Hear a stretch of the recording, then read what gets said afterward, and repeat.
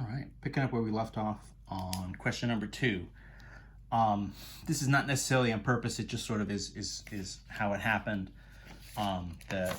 Page 1 was essentially all standard integrals, kind of one quote unquote one step kind of antiderivatives, versus everything here on the second page is u substitutions.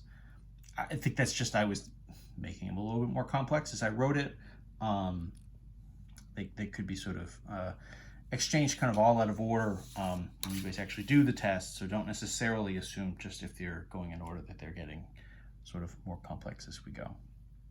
That said, this one is more complex. You can tell, I guess in part because you have sort of a piece on the outside and then a separate piece underneath the square root. Everything's not just like added together here that would make you think maybe you could do power rule kind of stuff.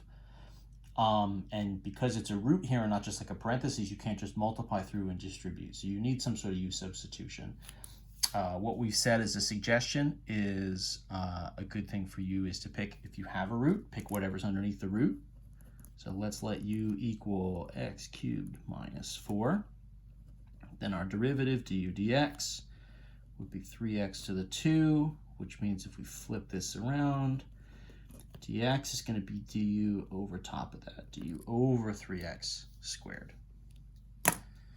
So if we start to sub that in, this integral, right, 4x squared, this would be, right, root of u du over 3x squared.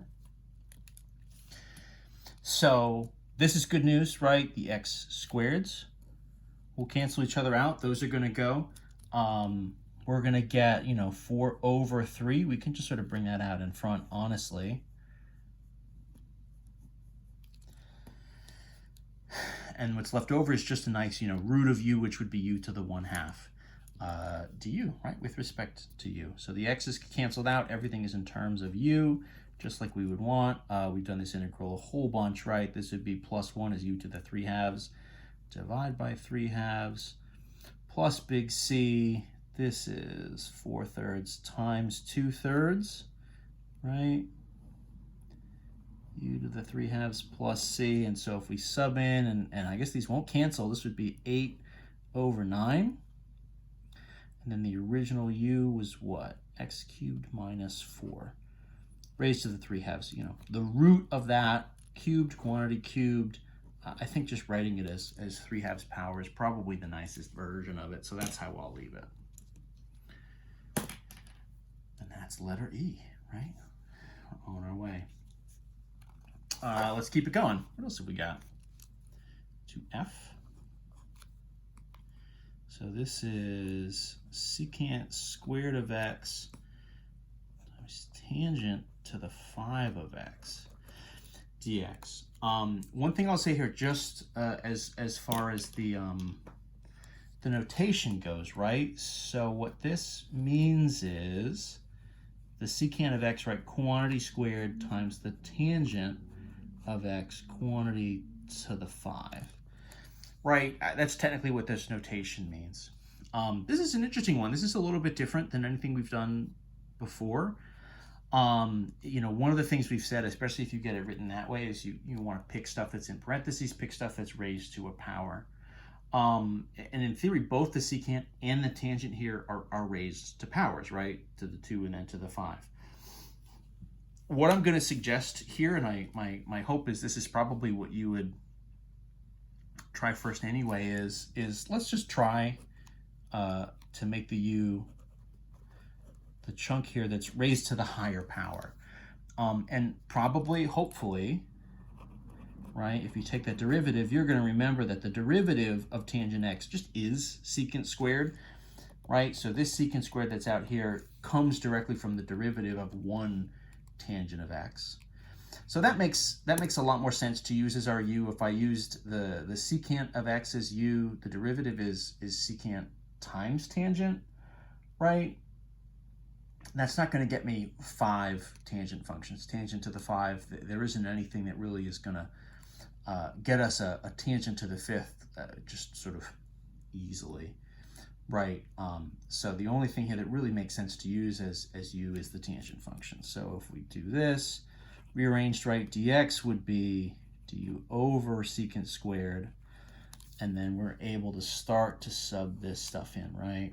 So this is secant squared x times, so this is u to the 5, and then this is du over secant squared. These guys are going to cancel each other perfectly. There's not even any coefficients here, right, to leave us with a 4/3 or a 2/3 or something like we've had in some of these other ones. These ones just totally cancel. So the u version is maybe the nicest integral we've had so far, u to the 5 du. So the antiderivative there is just going to be a 1/6 u to the 6, right? U to the 6 over 6, which we could call that 1/6, right? Tangent of x to the 6 plus big C. You could write that as, right, 1 over 6 in the kind of true notation, right? Tangent to the 6 of x plus c. The difference here is just a matter of kind of style, right? It's just which way you want to write it. This is kind of the standard, but the idea as far as where did it come from if the original version here is to the 5, maybe that helps you see that connection a little better. Pretty good. These take a little more space, so let's go to another sheet. This is going to be, where are we? 2G, part G. Antiderivative, right? The integral of 6x times e to the 3x squared plus 1 dx. So there's some e stuff here, right? There's 6x in front. What we've sort of said before is if you have an e, if you have an exponential, what you want to do is pick the chunk that's in the exponent as your u. So for us, that's going to be our 3x squared plus 1, right? Let u equal 3x squared plus 1. There's not really a way to get up into the power if we're not starting there, right? So my derivative, my du dx would be 3 times 2, 6x. So that means dx is du over 6x. Oh, geez, and look at this. These are almost too nice, the way everything's canceling out. Don't necessarily expect you're going to see anything quite as nice as this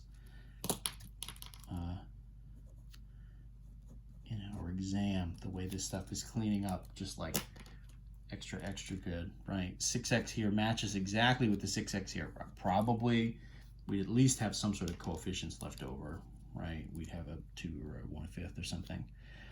In this case, though, they're wiped entirely, so then this is just our e to the u du. Of course, right, now that this, right, u and u match, it's its own antiderivative, e to the u plus c, and then we'll sub back in for x. 3x plus 1 plus big C. Good to go. What do we got? 2 more? I think we can do 2 more. 2h. This is the antiderivative, so this is sine x over 1 minus cosine x dx.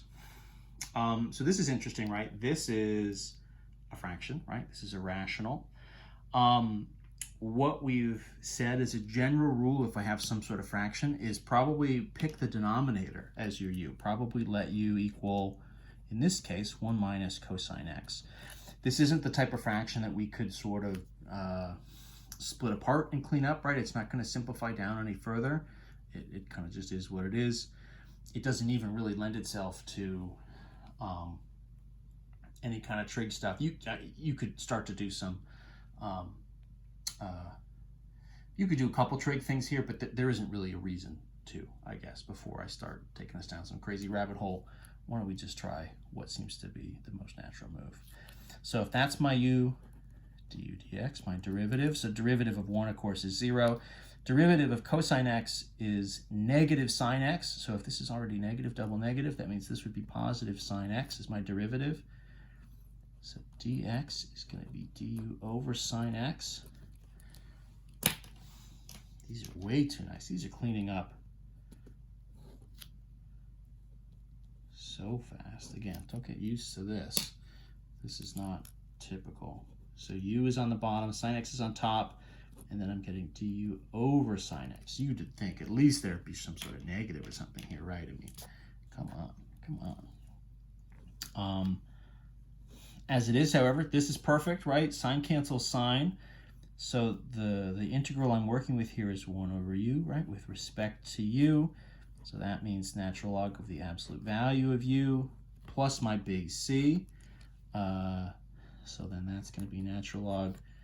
The original u here is 1 minus cosine x. So 1 minus cosine x in your absolute value plus big C. And that's our antiderivative. Let's see if we can squeeze one last one on this sheet. We've got one more to go. This is 2i. This is another fraction. The catch here is 4x squared plus 3x minus 1 all over 3x dx. So the catch here is this is another fraction, but this is one where we can actually separate it, take it apart, and rewrite it rather than do a u sub. So let's break it up.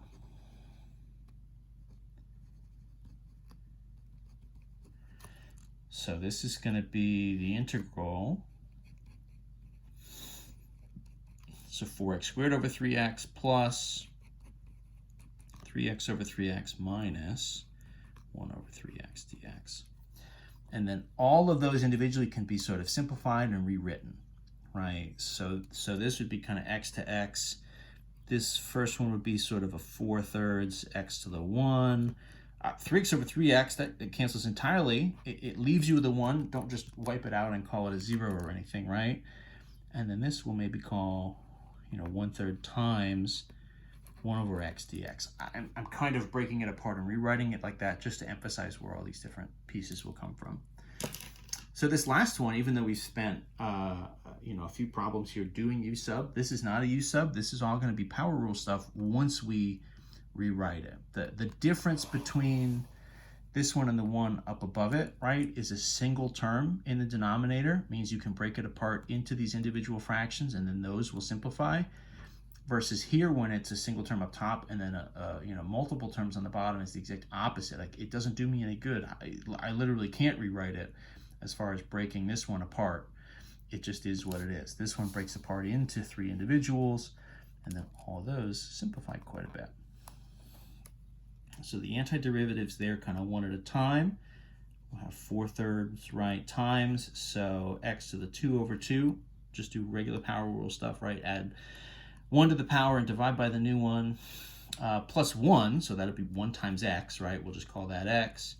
And then 1/3 times 1 over x. 1 over x is our natural log, right? So minus 1/3 natural log of absolute x plus big C.